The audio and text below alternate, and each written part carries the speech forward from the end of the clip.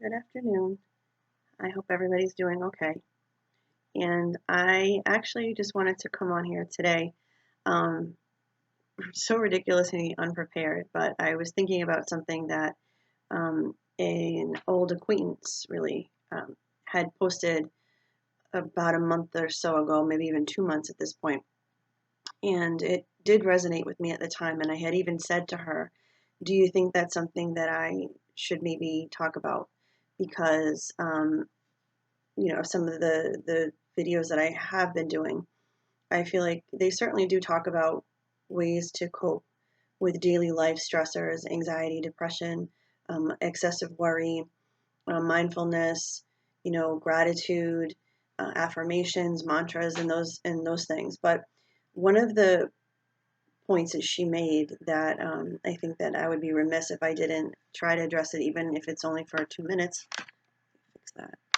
Um, is that sometimes with all of these things that we tell people to do or try to get your mindset right, and that even though the situation is shitty, kind of like what I talked about last time, and that your attitude doesn't have to be, and that we can look at our situations and we can still try to find the good in each situation or be grateful for what we do have. And I am absolutely in no way saying that that's not true, but I think that it still is important for us to recognize that there are some days when people, depending on what situation they're in, whether it is, because of their mental health or their physical health, that they can't just do those things. And if you can't even get out of bed, again, because of how debilitating maybe your depression is, or you can't even think about putting one foot in front of the other because of your anxiety, or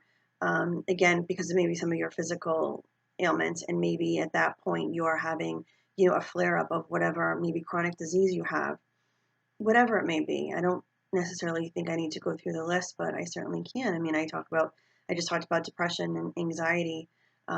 People that also suffer from certain symptoms of ADHD as well as OCD. I mean, again, the list can go on and on.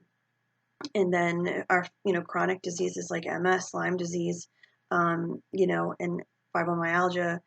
There are a lot of chronic illnesses, and just because I didn't list yours doesn't mean that it's not important. Please note that again, especially those that aren't talked about all the time, can make one feel very isolated. And during this whole situation with COVID, I feel like it has been even more isolating. And so again, we're trying to find the silver lining and talk about that with everybody. But I think we have to also give ourselves permission to not always want to do those things and not feel like, we can find a silver lining. And that some days we're going to stay in bed, and some days we're going to feel like shit, and some days we're going to, want to kind of tell the world to go F off. And we have to be able to accept that sometimes people are going to feel like that. And you have to accept that in yourself, that you don't have to always say, that, you know, everything's wonderful and great and I'm going to always find the good side. Obviously, that would be wonderful, because without getting into the conversation of what uh, clinical depression looks like, or, the depressive side of bipolar disorder can look like. And, again, things that make our lives so debilitating that we can't function. I'm just talking about when we're going through something. And, we have to remember that life still moved on during COVID. And I know everybody knows that, but, you know, for example, I ended up with a cat that got really, really sick and needed to have surgery. And, you know, for some people that's not a big deal and that's fine. But it was not so easy and not so great. And it was obviously very different for us this time because we couldn't go in with her. And, you know, um, you don't know what's going on, and you can't be comforting because you have to sit in a car, and all of the things that normally you'd be able to do to look a vet in the eye and understand what's going on with your animal. We couldn't do that. And, and that to me, even though in my world, that's important. I understand that there are people going through much more important things than that. And so again, imagine that when you're isolated from family and friends and coworkers, and we have mental health issues going on, and we have physical issues going on, and we are now even more isolated than we were pre-COVID. And then we have people, and I'll be honest, people like me saying, hey, let's talk about how we can be grateful every day, and let's do mantras, and let's do affirmations. And, a huge part of that for me is that I don't want people to slip deeper into isolation and deeper into a depression. And I don't want I hope anyway, that their symptoms aren't going to be exacerbated. So if I can throw any coping skills or tools out there, I want to try to do that, which is why I try to do these videos, because obviously I'm not seeing everybody that I reach, through these videos via therapy.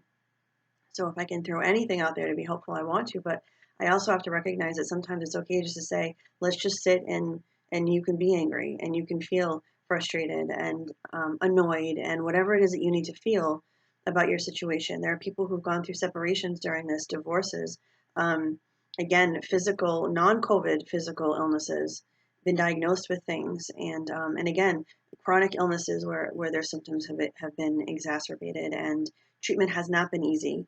One of the things I had heard consistently, I feel like on the radio was, talking about how, oh, the I feel like it was the number, and I'm sorry if I'm getting this wrong, the number of, I think it was it's just cancer or breast cancer, I'm not sure, diagnoses were going down, and they were very clear in that it wasn't because the instances were going down. It's because people weren't going and getting treatment and getting help and reaching out, and they were trying to say, like, don't do that, like, please take care of your health. And the reason why I'm saying that is because obviously all of these things, again, are still happening. People are being diagnosed with a myriad of illnesses still, and needing the support that they need, and not being able to get what they need because they're alone, or only with a minimal amount of people. So, this is not a whole rant about COVID and being isolated and all that. Do what you need to do, stay safe, whatever you feel is right for you and your family.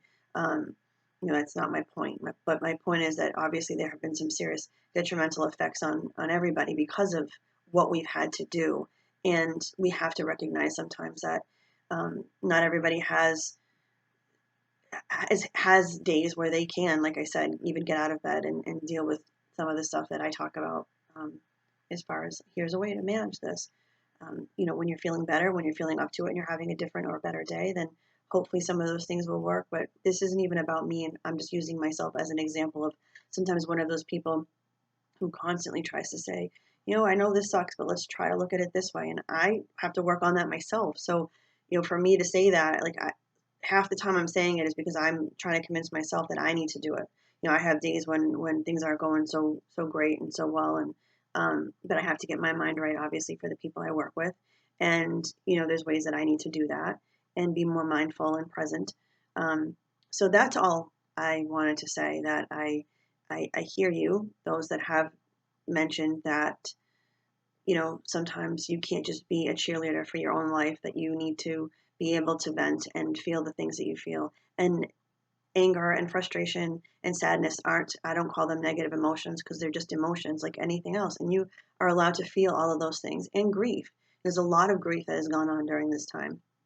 A lot of losses that have taken place, not just of physical human beings, but of other things, other experiences, that we have had to give up and not be able to experience because of the situation that we've been in. So, that all being said, again, be patient with yourself, be gentle with yourself. And, unless it's something that you start to feel, because I can't not say this, unless you start to see that whatever is going on with your mental well-being is really starting to get in the way of your, actively functioning in your day-to-day life, and, it really getting in the way of your daily living. And if that's the case, then that's a different situation. I urge you to reach out to a mental health provider and get some support. Okay? Thanks.